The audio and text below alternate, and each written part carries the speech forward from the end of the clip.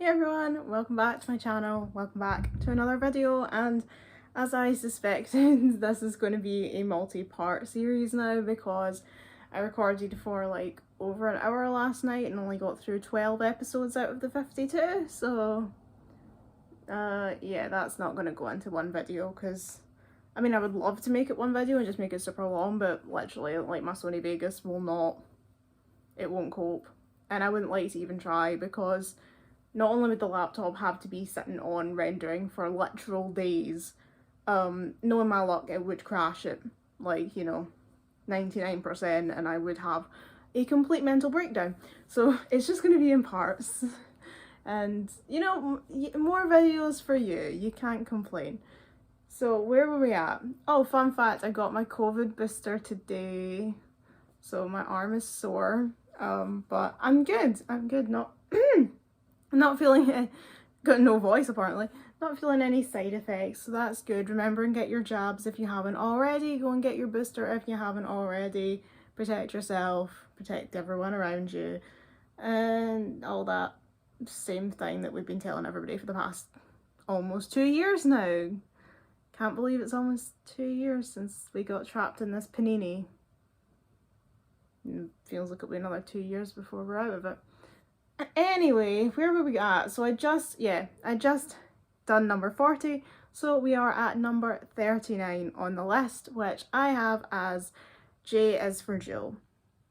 There's a lot of things I like about J is for Jill. I think it's a nice little episode. It definitely feels fillery, because it doesn't really do anything to move the season 2 plot at all. It kind of is its like own self-contained episode within the wider story. Like I can't even remember if Narissa's in that episode because the whole story is how Phobos manages to break out of jail, which is a bit strange. I don't quite get how he managed to do that, but never mind.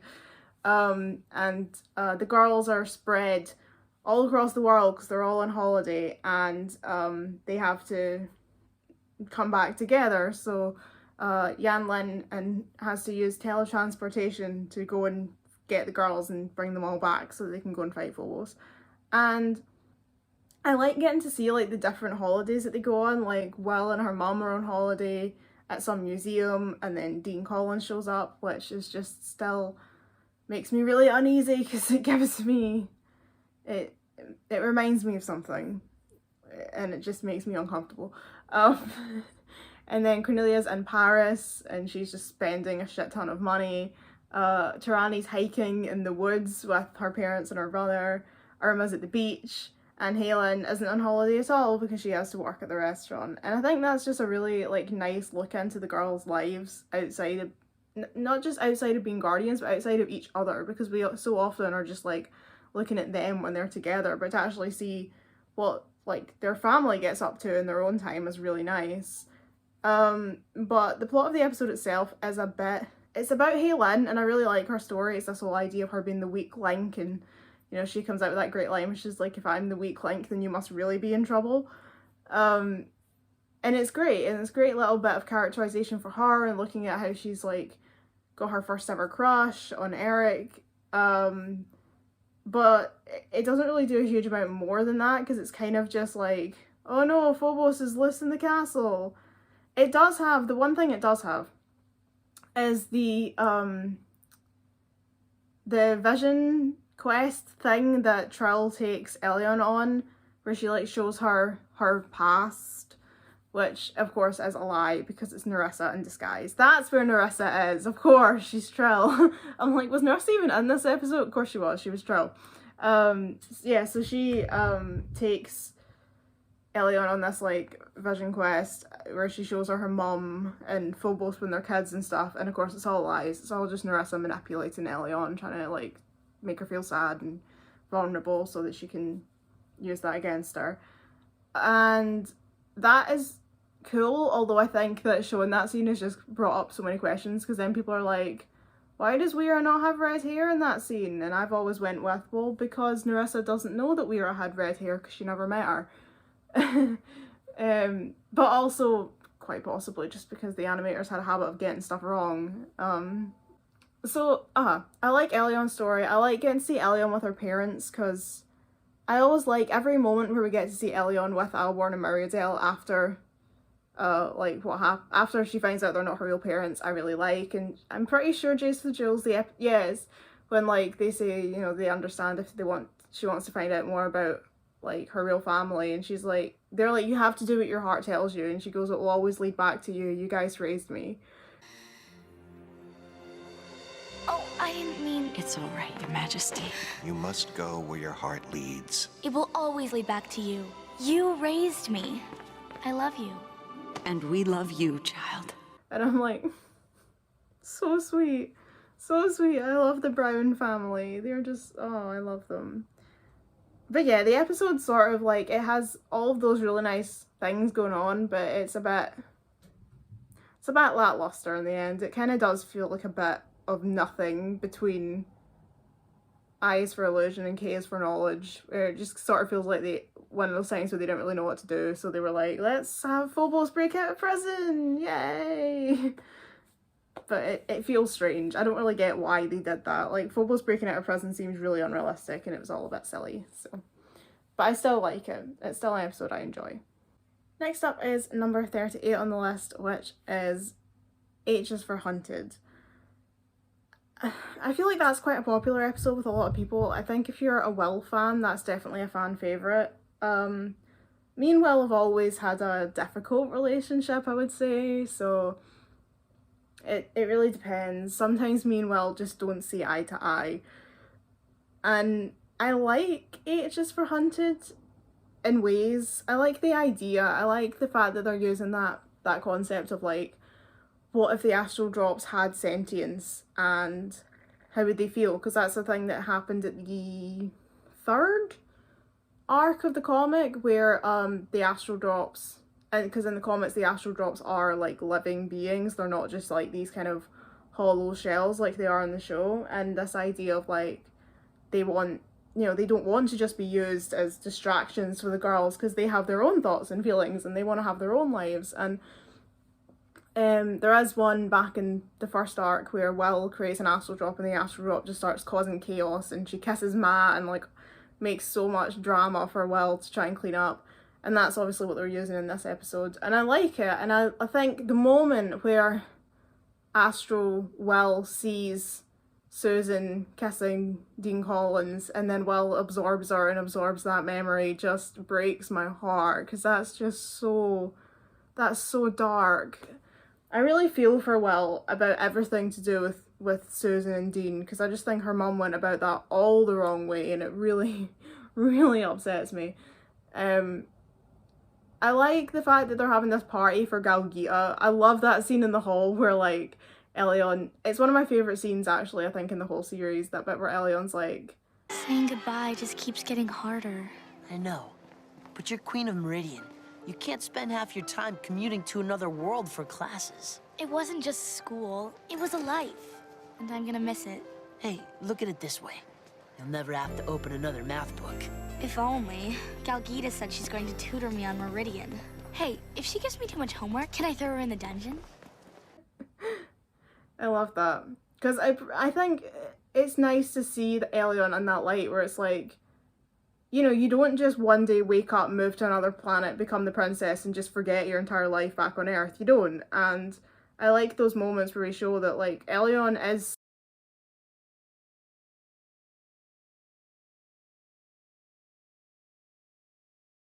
So the next episodes on my list are sort of joint. Number 37 is It Begins, and number 36 is It Resumes. The reason that I put them kind of together is because I feel like, because they're a two-part episode, they're not distinct enough episodes for, like, you know, if I had, like, It Begins as number 37 and It Resumes as, like, number 22 or something, that would seem really weird to me, because I don't think they're, like, different enough to require that far of a distance between them on the list. But I really like them. I think It Begins and It Resumes are like the perfect openers for the series. I really do. Like, as opening episodes for a series in terms of establishing characters, instead in terms of getting the plot in motion and giving you all the information you need for the series, I feel like I'm a bit low down here. That's slightly better. There was just, my head was just too close to the top of the camera there. I was not liking it. I also want to make sure I've still got my little smiley guy, because I just think he's so cute. Don't you think he's cute? Look at him smiling. Yeah, I think they're like the perfect opening episodes. I think they do so well at establishing all the characters, and I really like the episodes. The only reason I think they're so low down on my list is because I would never like kind of just randomly say, I really want to watch It Begins and It Resumes. Like, there are so many episodes of which where like I'll just randomly have like a desire to watch a specific episode. Like, just it's actually one that's coming up quite soon on the list, but just a couple of weeks ago I was sitting here literally, and I was like, I really want to watch Ambush at Taurus Filmy. Ambush at Taurus Filmy. Struggle with that one. So I just like went and got my DVDs and just popped it on. I was like, there we go, I'm gonna watch Ambush at Taurus Filmy. And there's a lot of times like that, like episodes like that, where I'll just be like, I want to watch this specific episode right now, rather than just, it's not like I just constantly watch the series on a loop. Like, a lot of the time it is just that I just have an episode I want to watch and I go and watch it. But I don't really do that with It Begins and It Resumes, because I think, I don't know, I just don't really feel that way about them. I think they work so perfectly when you're starting the series from the beginning. Even if it's in a rewatch, and it's like, it really sets it up so well, but it's not one that I just get the desire to watch randomly. So I think that's why they're lower down. But I think It Begins, if we're, so in terms of episode 37 on my list, ranking 37, I think It Begins is such a perfect way of getting all the characters out and like showing what they're all like. You know, the bit where Halen comes in and is like, you know, I sneezed and like totally trashed my room. What's wrong with me? It's not one of those becoming a woman things, is it? is like, I love that. And then, you know, Tirani yelling at Cornelia, being like, you know, osmosis is supposed to, what is it? Cornelia, our project's supposed to prove that too much fertilizer reverses osmosis, killing the plants. Yours has grown like 3 inches. And then Cornelia's like, well, I tried to kill it. I fertilized its little butt off. well, I tried to kill it. I fertilized its little butt off. And then she's like standing punching the plant. I think that's like perfect. That's so good, because you've got Tirani being angry about the fact that the school project isn't going right. Cornelia just being really dismissive, like, I don't know why you're mad at me, and then trying to punch it until it fixes itself. And then Irma like trashing Uriah, saying like, when's he gonna crawl back into the water? And I just suddenly thought on the bit when they're at the table and Cornelia's like, this doesn't involve sewing, does it? And then Will's wandering around offering people cookies to try and make friends. Like, I just think it just sets up all their personalities, like, just instantly. Even if you've never read the comic, even if you have no idea who these girls are, you just get such a good idea of all their personalities. That Irma's the jokester, Cornelia's, you know, angry at the world and standoffish, Helen's a free spirit, Tirani's smart and cautious and anxious, and Will's shy and just wants to have friends. And you just get all of that right from the very beginning, and I think that's so good. I love that as an opening episode. Unfortunately, Caleb's like establishing character moment is that time that he says, tell the men to be strong and the women not to worry. But, you know, we just ignore that, you know. Like most things with Caleb at the very beginning of the series, it's very much a case of, I pretend I do not see it. Yeah, I'm sitting there watching it like Marge Simpson, like, that is me when Caleb comes out with some of his lines at the start of the show are just so bad, but I let it go, because I think that's very much a sign of the times. I think that's just some bad early 2000s men trying to write. Yeah. I just forget that. It Resumes, I think, is also like so good. It introduces Blanc. It's got all those scenes with like Caleb and Will at the bottom of the oubliette. You know, what are you rebelling against? Diaper rash. The girls. That is one of the things I love. Like the bit when the girls are like trying to decide who's going to go through the portal first, and they're like scared to go through it. I love that, because I think so often in these kind of shows, like magical girl anime and stuff, like the girls get powers and they're just immediately like, we have powers, let's go and save the world. And it's like, but not everyone's like that. And like it as much as at first like Haylen's really excited because she can fly and Irma thinks it's like the coolest thing ever, but when you're actually faced with going to the world that is apparently full of evil monsters, you're much more cautious and you're like, I don't want to go through it. I don't know what's on the other side of that. I don't want to go into the evil castle. I don't want to have to walk through this horrible lake full of thorns. And it's like, I love that because it's like, these are teenage girls, very young teenage girls. Well, Halen, Irma, and Tarani are 12, so not even preteen girls. And it's like, you've just been handed a massive responsibility and told that the universe is actually full of other planets and that there's real life evil and, you know, not just, you know, evil as we understand it, but like evil magic that can like, you know, kill you and stuff.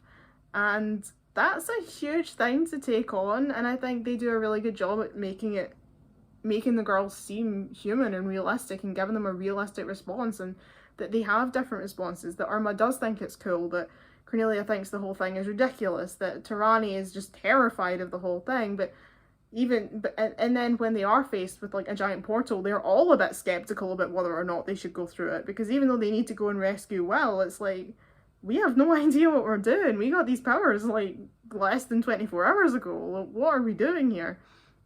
And I love that. I just think they are such good episodes, and the only reason they're so low down on my list is because I think they work so perfectly as openers that they don't really work as like, I don't feel like I would ever just sit down and be like, let's watch It Begins, because it's like it needs to be watched at the beginning of the series. I've got other episodes I would rather watch.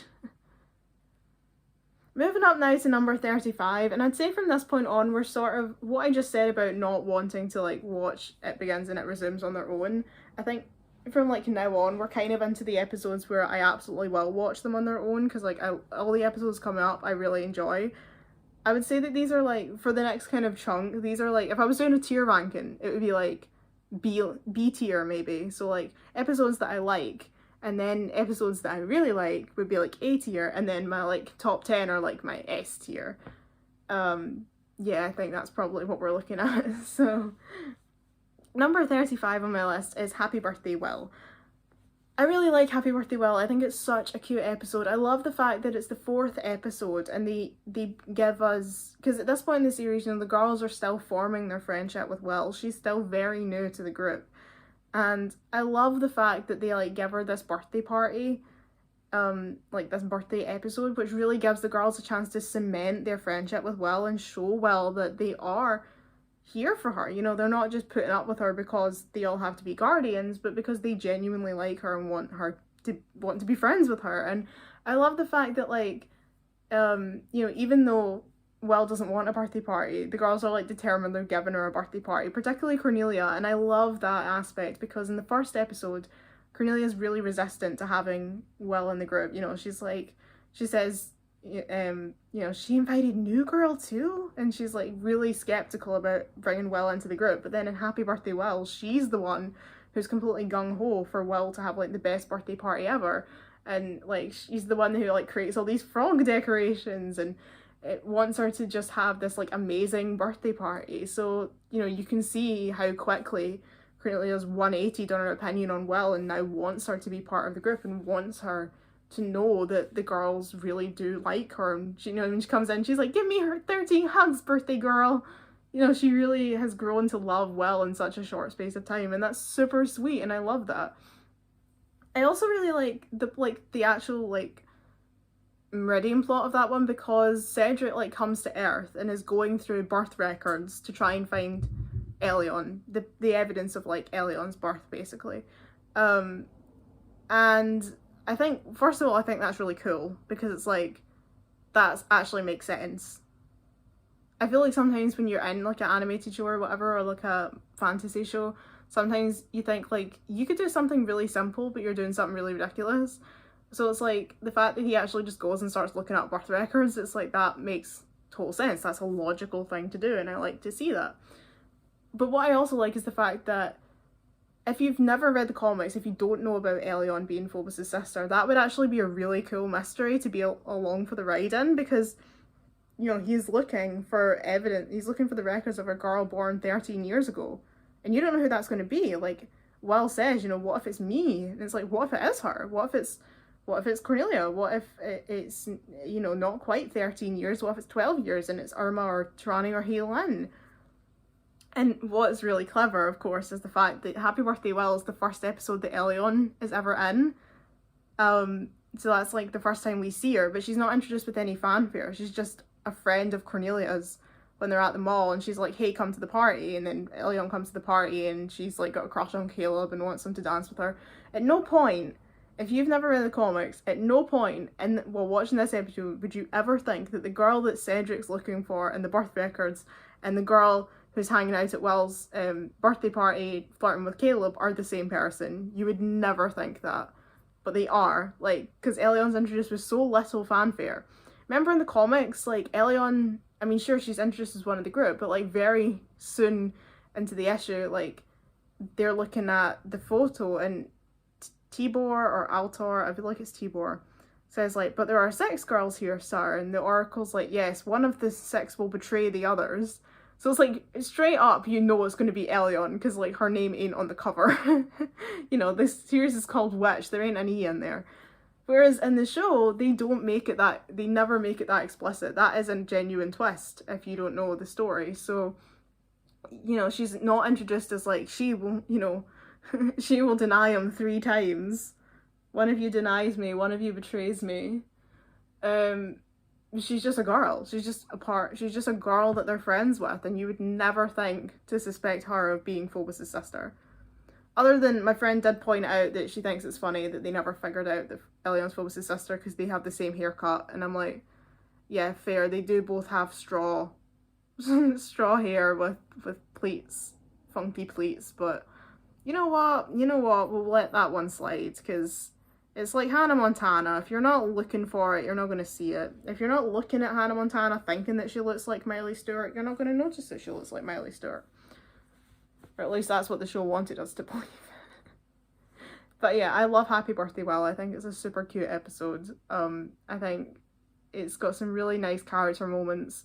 We get to see Caleb getting to be more, like, that's kind of the first time we see him actually bonding with the girls. He's going to the mall, he's coming to the party, like, he's not just there because he has to put up with them because, you know, well, because Hye-Lin's letting him live in her basement, and because he needs to work with them. He's actually becoming their friend now. He wants to get Will a birthday present to bring it to her party, and he wants to understand Earth customs so he can come and enjoy being part of the group. He's actually growing into their friend rather than just some guy that they're stuck with, and I love to see that. I think I could talk all day about, like, the progression of Caleb's character, but yeah, I think it's a solid episode. Happy Birthday Will is a solid episode, and the fact that it's so low down actually says something about how good I think all the other episodes are, because I'm like, I've just given that a glowing review and it's at 35, so, like, every episode from now on is like a great episode.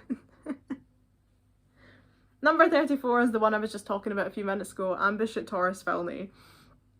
Ambush at Taurus Filney is a funny one because it's, like I've just said, how Caleb's my favourite character, but Ambush at Taurus Filney makes Caleb look really bad, but he's supposed to look really bad because that's sort of the point. The idea of that episode is really to kind of show the way that Caleb needs to learn to trust the girls, because so far, as much as he likes them and he spends time with them, I don't think he's ever fully kind of accepted that he needs to, that they're colleagues and not rivals, but just that he needs to accept that they're a team. Maybe that's the word. It's like they're not just people who work in the same sector, but they are actually a team who need to work together. I think that's the thing he struggled with. He's like, we're both fighting for a common cause, but we're not teammates. Like, you do your thing, I do my thing. And it's like, no, you need to work together. Like, you need to be a team. All 6 of you, and Blanc, 7 of you. You need to be a team. And I think, like, I could sit here all day and talk about Caleb. I think a lot of why he is that way is because he's never had to answer to anyone, you know? Like, he's the leader of the rebellion. He's the one in charge, and, you know, he can ask for his rebels to come and assist him, but he never has to ask for help. Not really, because he's always been fending for himself. You know, he grew up in a world where everything's trying to kill you. He's used to always having to fight to survive. So when it comes to the Guardians, he's still got this mentality of like, I don't need them, I can do it myself. And you know, Yanlin points that out in Return of the Tracker. She's like, you know, Mr. I can evade the Tracker without help from Guardians, because he does keep doing this, where he thinks that he can do things on his own, you know, but you just can't, Nemo. He's so determined that he doesn't need their help, like he can do everything on his own, because he's Caleb, he's the rebel leader. He doesn't need the help of these, you know, 12, 13-year-old girls who just got powers and just discovered that Meridian exists. And it's like, that's the thing, is I don't ever think that his issue with them is that they're girls. I think his issue with them is that they don't have a clue. And they don't have a clue. Like, and that's not a criticism, they genuinely don't, because they've only just discovered the existence of Meridian. They've only just developed these powers. They're not even fully in control of them yet. Caleb's lived in Meridian his whole life. He knows the ins and outs. He knows who Phobos is. He knows who Cedric is. He knows all this stuff because he's lived it his entire life. And I think it would be very hard to accept that you now need to rely on these people who definitely don't know as much as you do about your world, and you have to rely on them to save your ass now. I think that's very difficult for him to accept, and probably really... Also, Caleb has a huge amount of pride. He's a very prideful person. And again, it must be difficult when you are so proud to accept that you need these people who, you know, are younger than you, less experienced than you, but unfortunately are also more powerful than you because they have literal magic and you don't, that you need them to continually keep coming to your rescue. And I mean, he's so embarrassed when he gets absorbed into, like, the Taurus Filney sandpit. He is humiliated because he was determined that he was going to go off, he was going to get the Seal of Phobos, he was going to be Mr. Hero, and instead he got eaten by a living sandpit, and the girls had to come and rescue him. And he's like, he actually is like, I'm sorry, okay, just get me out of here. And it's like, you fucked up. You massive idiot.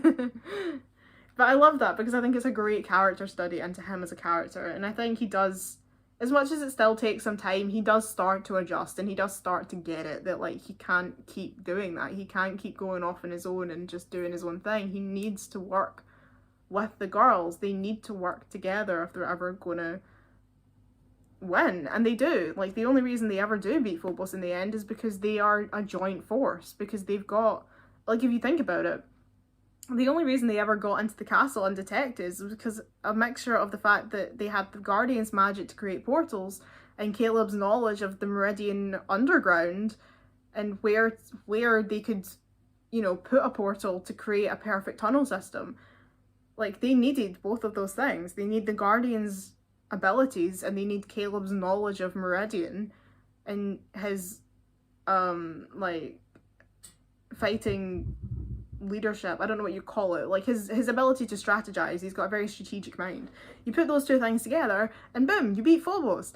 So, like, yeah, he gets there, but he does take a while. The other thing that's great about Ambush at Taurus Filney is that absolutely fucking disastrous play that the girls put on at the school, which still kills me every time. Like, when I was watching it just a couple of weeks ago there, I was still in hysterics when Tarani comes out and she's like, Tarani reads dramatically. Tarani reads dramatically. Long ago, 4 dragons chased through the sky above an ancient sea.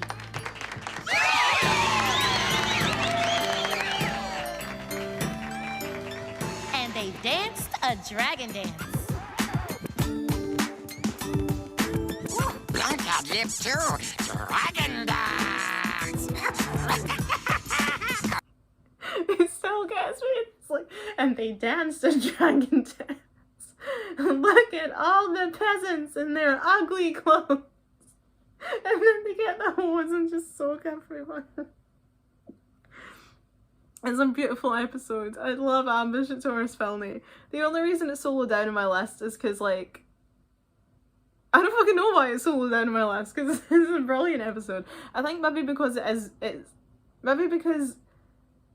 I think probably because it can be irritating because you're like, God, Caleb, get a grip, and you want to scream because the girls are like, because this concert show thing is going so badly wrong, and you're like, oh, for the love of God.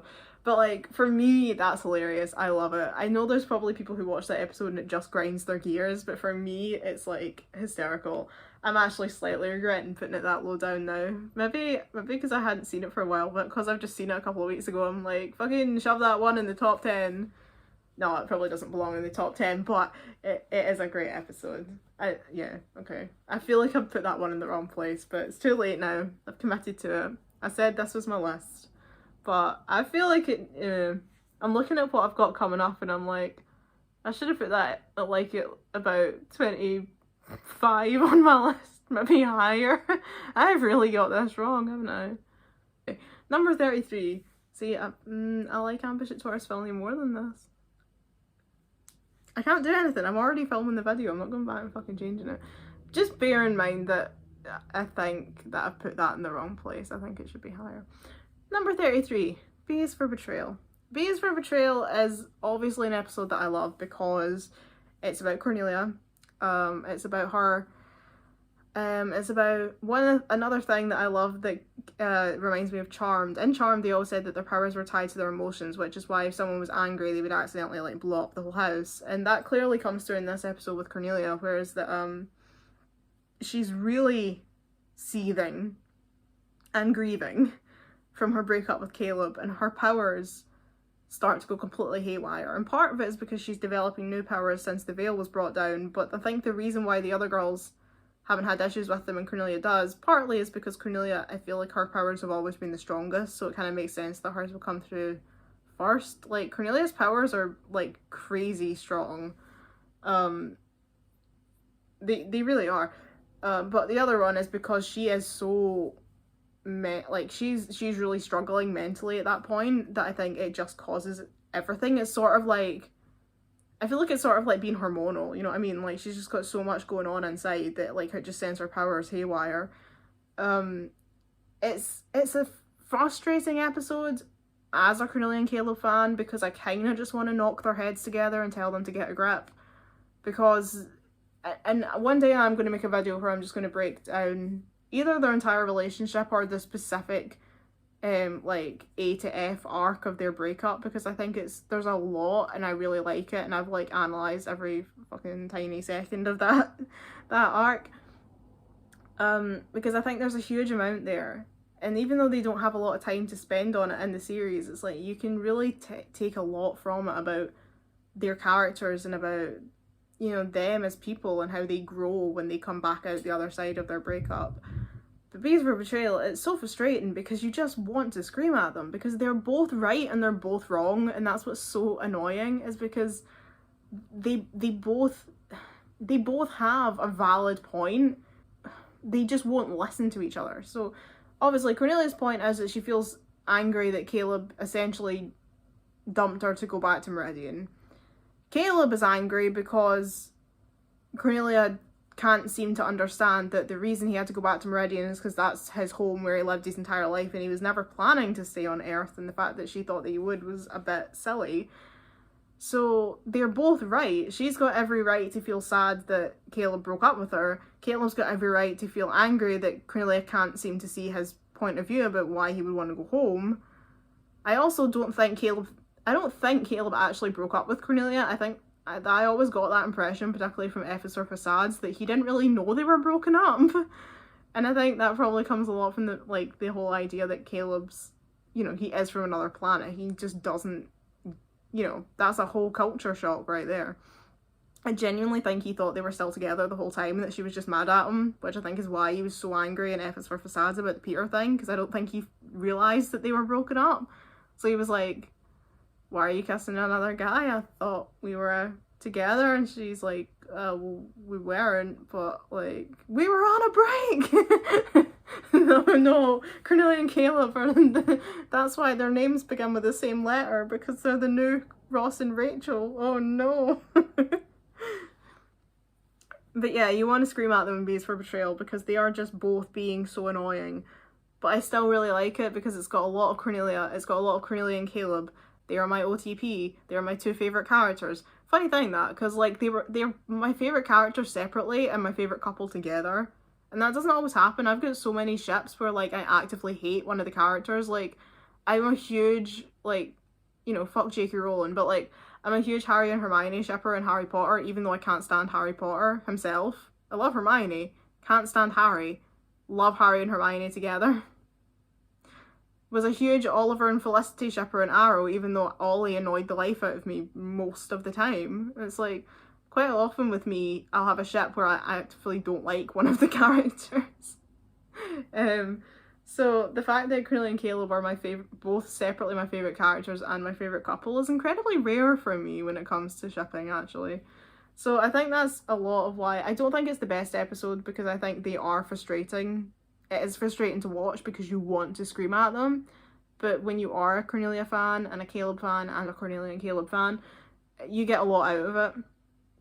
And it's just it's a really good episode. It shows a lot of nice things. It's got some Meridian in there. We get to see Kanjakar for the first time, which is obviously huge. You know, the girls didn't even realise Kanjakar was a real place. They thought it was a fancy brand name.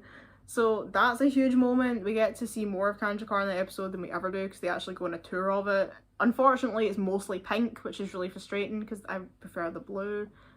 That's when Blunt gets the Tonga tooth, isn't it? Which is really awesome because, like, Blunt deserves the world. You know, he really did help save the world in the first season. He deserves to get rewarded for that. What a fucking hero.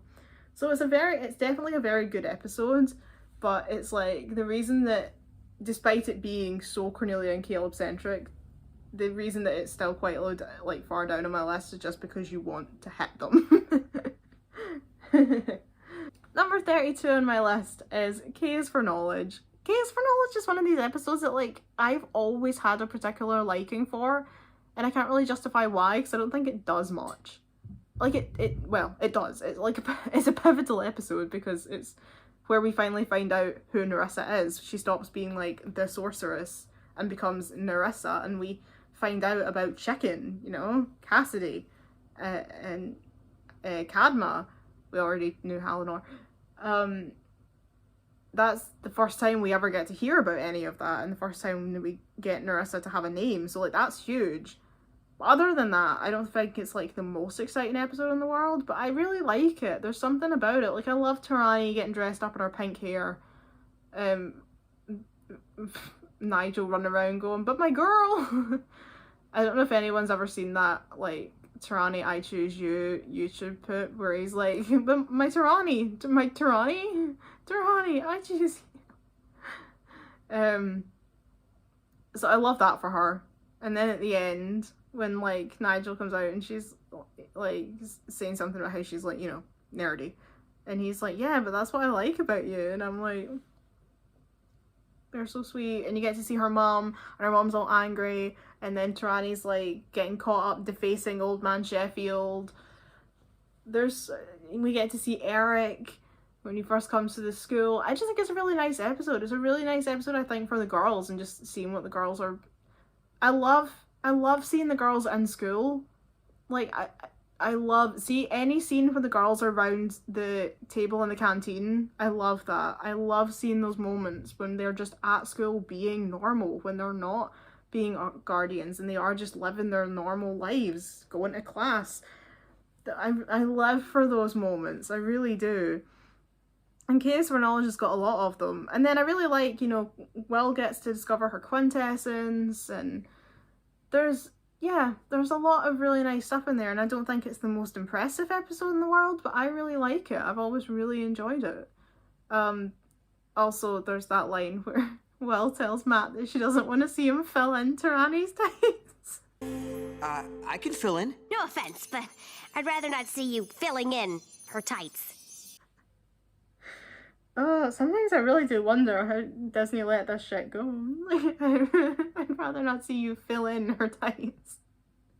Like, I don't want to be thinking about Matt's dick. Well, thank you, and neither should you. You're 14. Fucking hell, get a grip. There should be no thinking of dicks around here, Will. Wilhelmina. How dare you. Number 31 is E is for Enemy. This is an episode that, like, I don't watch it as much. I have to say, it's not one that I watch a huge amount. I think maybe because that stupid tune drives me demented.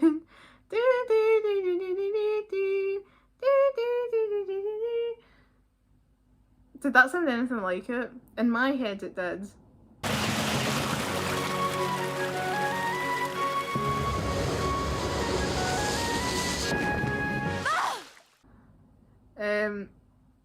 But it's like, it's an episode where like they all go into like a crazy dream world, and I mean that's always fun. Irma's dressed up as a cucumber or a pickle or something. You know, Tirani's failing a test. Helen's wiping down 1,000,000 tables while her grandma roller skates up and down the restaurant. Matt gets eaten by Cedric because why not? Cornelia and Caleb. I mean, Cornelia's dream. Oh man, it makes me so happy. Cornelia's dream makes me so happy because it's clearly meant to be their worst fears. And then you've got Cornelia, and it's like, even though she's like, I hate Caleb, he's the worst, her worst fear is him getting taken away by evil. So it's like, shut up, you know full well you're still in love with him, you silly girl. I am so over you. Half the time, I don't even remember your name. Kebab? I'm sorry, have we met? Oh!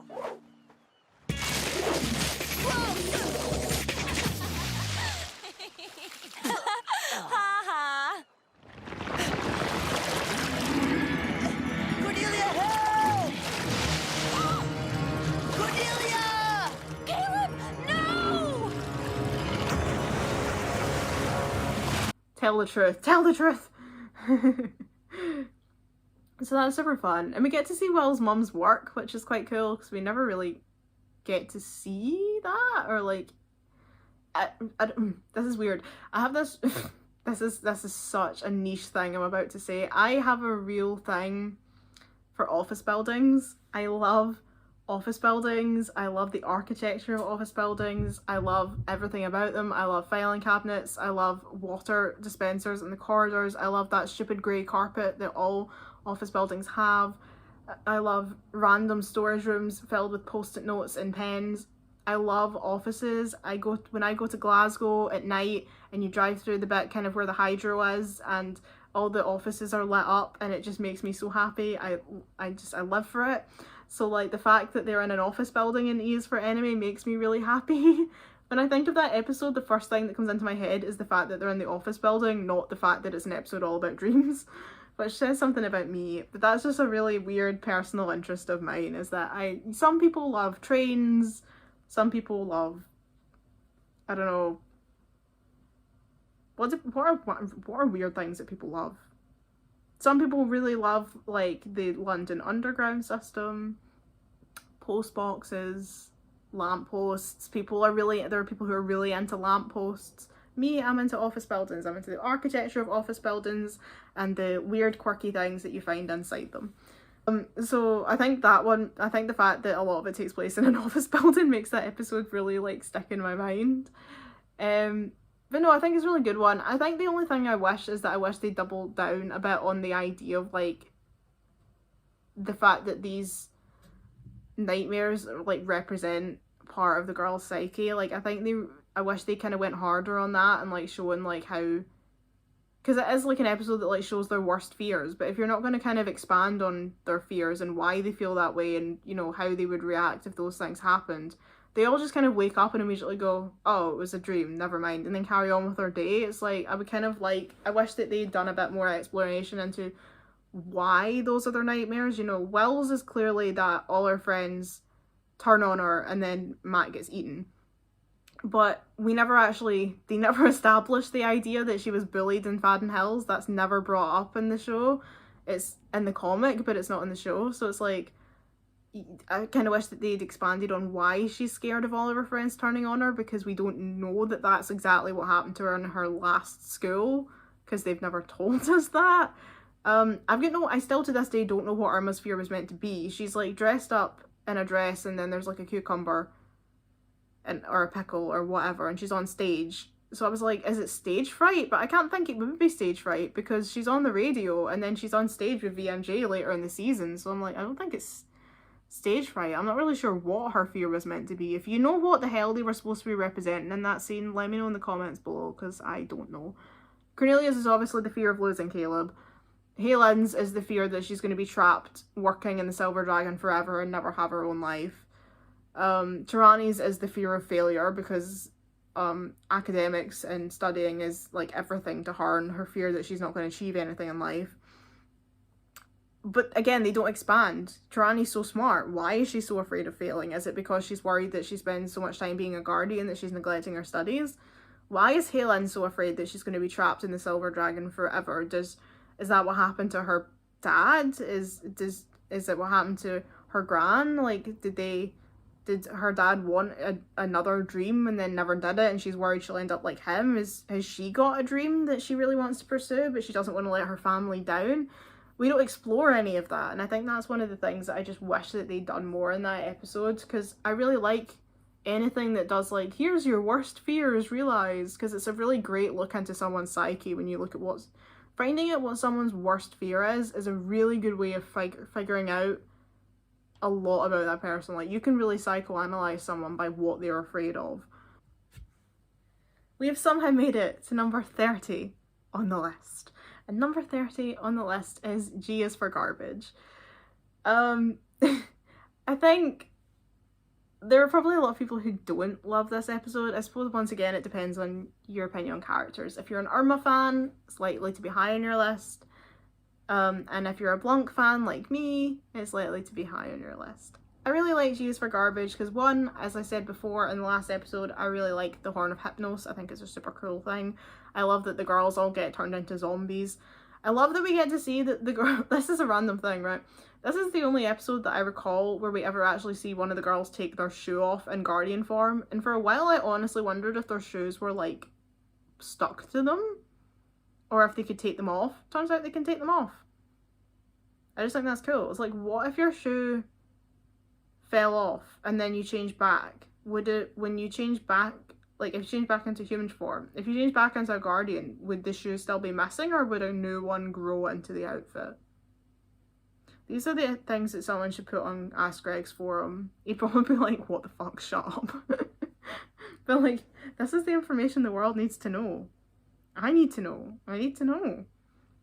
Anyway, so basically the whole episode is about Irma and Blanc getting caught up in a caper where they're like separated from the group, and the girls are all hypnotized and they're trying to go and find them, and Irma's not got her powers because she's not there, and Blanc's winding her up something rotten, and then she's like, Blanc, everything you've got is garbage. It's funny because it only really occurred to me recently that Irma comes off really badly in her centric episodes in season 2, because G is for Garbage is about her upsetting Blanc by telling him that all of his stuff is garbage. L is for Loser is about her upsetting Martin by telling him that he's a loser. O is for Obedience is about her upsetting all of her friends by not bothering giving them any credit for any of the work they did in organising the concert. And I'm like, wow. Irma, all of Irma's episodes are like Irma doing something really mean, regretting it, apparently learning a lesson, and then doing something really mean again a few episodes later. That's why I get annoyed when people are like, oh, Cornelia's like the mean one. I'm like, Cornelia's not the mean one. She is not upset nearly as many people as Irma has. Like,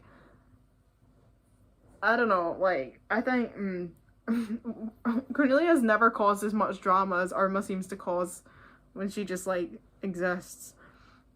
I still love Irma, though. I'm not criticising her. I'm just making a point about the fact that that seems to be the only thing the writers had for us to do. So she upsets Blanc because she tells him all his stuff is garbage, even though he's been keeping all of his trash in her garage for like a year. And then they go into Meridian, and the Knights of whoever the fuck have got the Horn of Hypnos, and all the girls get hypnotized, and then they go to Blanc's secret cave, also full of stuff. I love Blanc. I think that's it. It's like, I just love this episode because it's like Irma's hilarious, Blanc's hilarious, the two of them come together and they're hilarious, and Blanc keeps trying to sing. He keeps trying to remember what the tune is for the Horn of Hypnos, and he can, and then he just ends up singing like Baba Black Sheep, and everyone suddenly discovered that Twinkle Twinkle Little Star and the Alphabet Song are the same tune. Like, I'd never known that, I'd never noticed that until that episode, because she's like, you know, he's going ba ba ba ba ba ba ba ba ba ba, and she's like, that's the alphabet song, and then later on he's like ba ba ba ba ba ba ba, and she's like, that's Twinkle Twinkle Little Star, and everyone's like, wait a minute, that's the same tune. So yeah, I think I just like that episode because it's got a lot of Blanc in it. It's like, it's not the most exciting episode in the world. It's also the first episode in the entire series. It doesn't have Caleb in it, so that's obviously a letdown. But you know, we'll live. They kind of explain it because Blanc's like, I wish Caleb was here because he knows what the tune is. So like, he couldn't really be in the episodes because if Caleb was there, he just automatically would sing the tune and fix it. Whereas like, they had to write him out of the episode so that there was a plot, because otherwise he would have just come out and just sung the tune and then went away again. That would have been that over. But I miss him because he's my boy.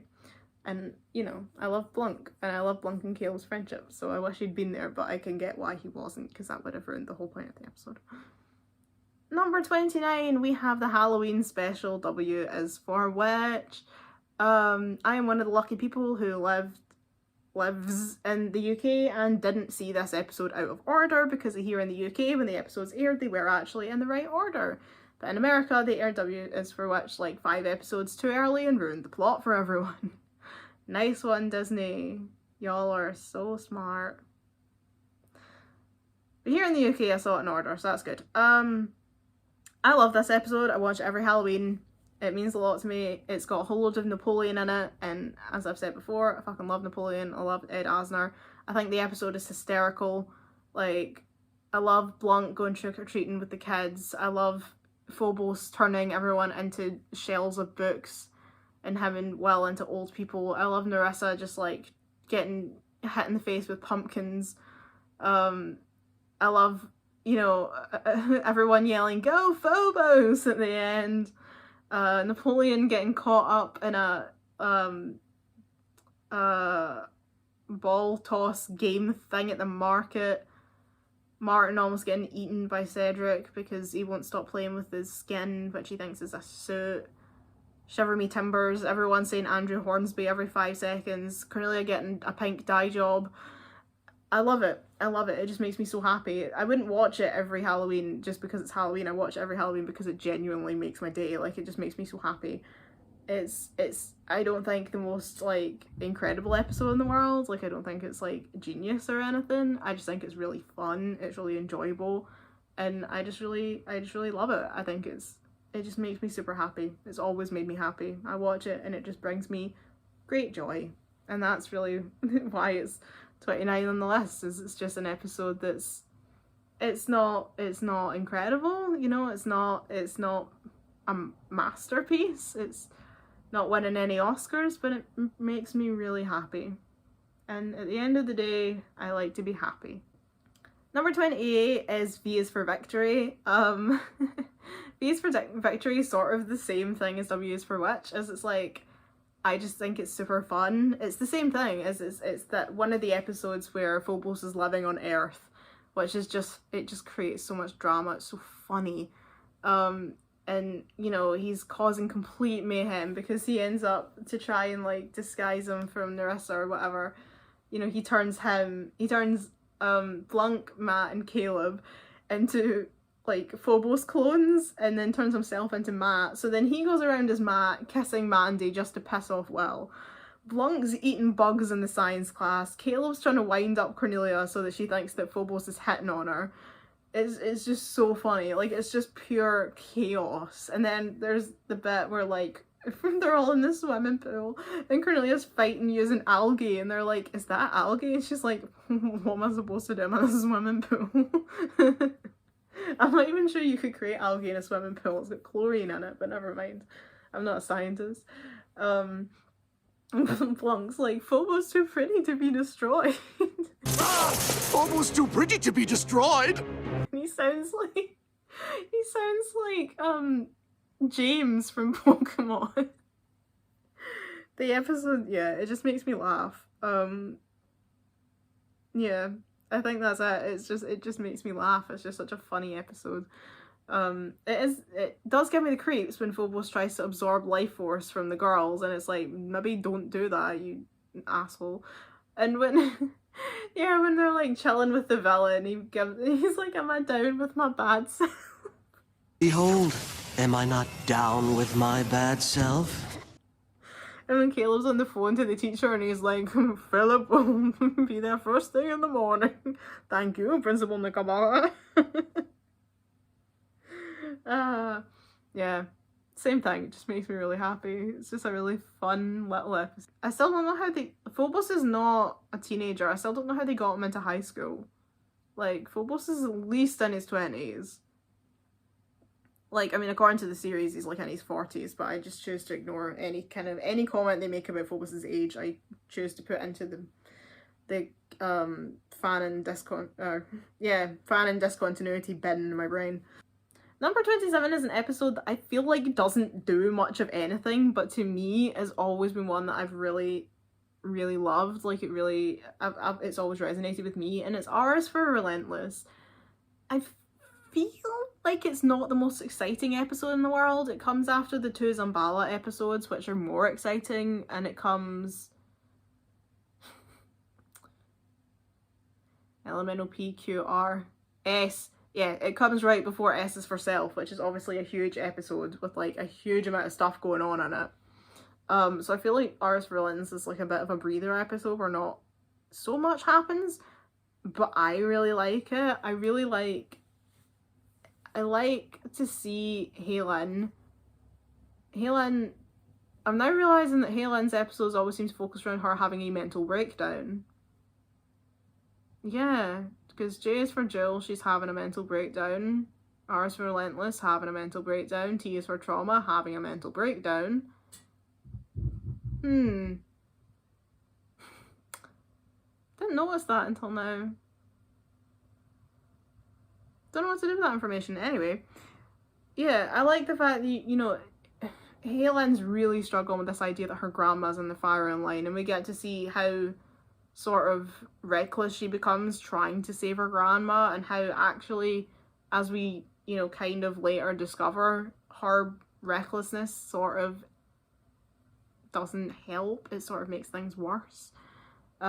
Because she's just so determined to save her grandma at all costs that she kind of self-fulfilling prophecy, I suppose.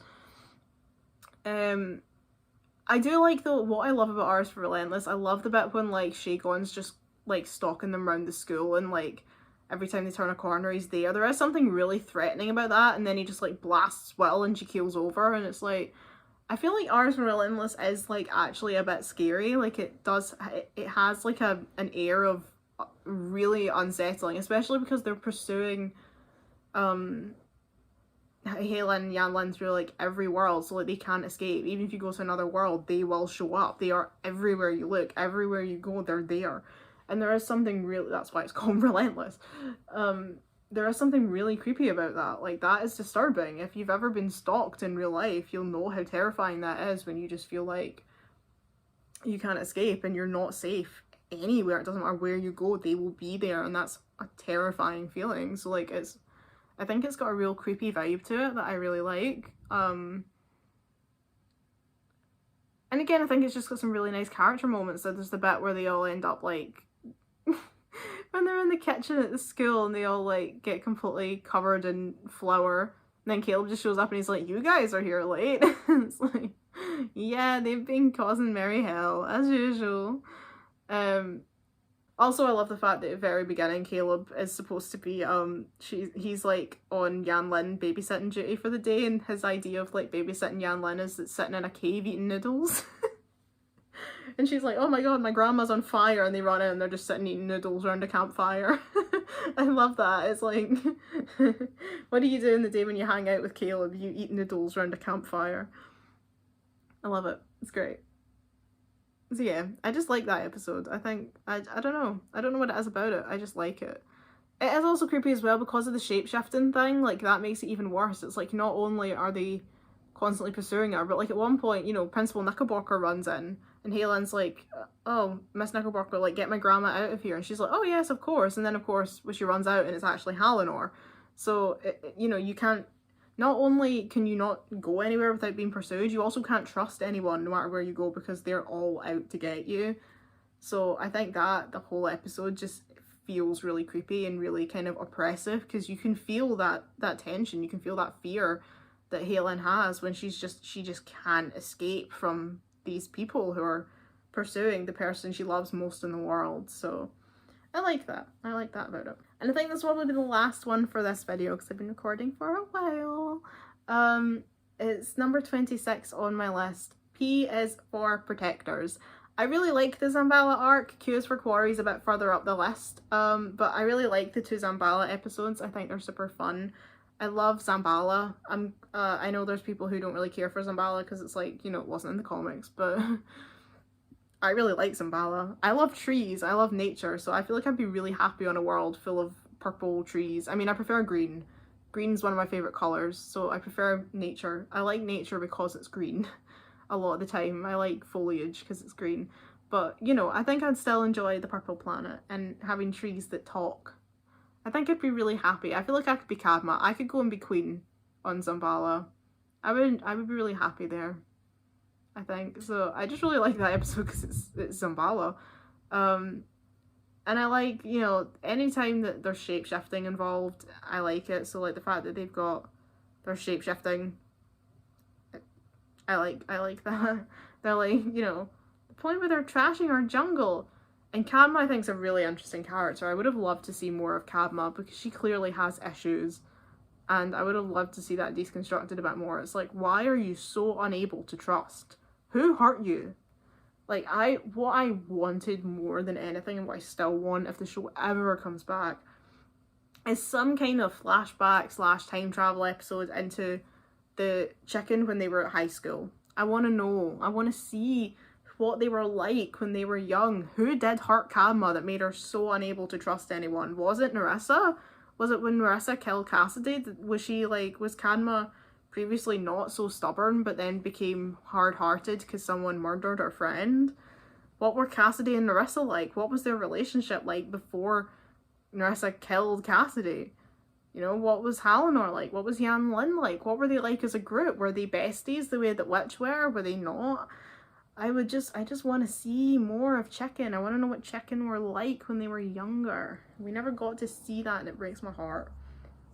A nice flashback episode, you know? That would hit the spot, it would. So Peace for Protectors is just one that I enjoy because I like Zambala. I just like Zambala, that's really it. I like Kadma. I like the plot in that episode. I like seeing the girls like having to like face, you know, someone.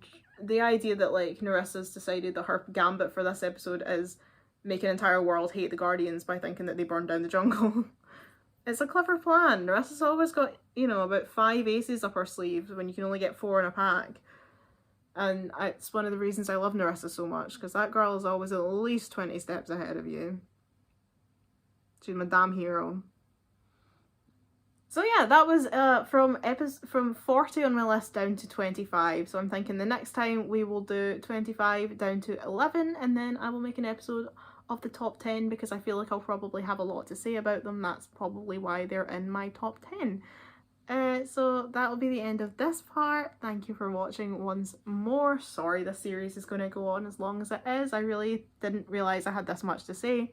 Of course, this is what happens because I didn't script any of this. This is me riffing off the top of my head because I thought it'd be more fun that way, and more natural that way. But what actually happens is that I just sit here and talk shite.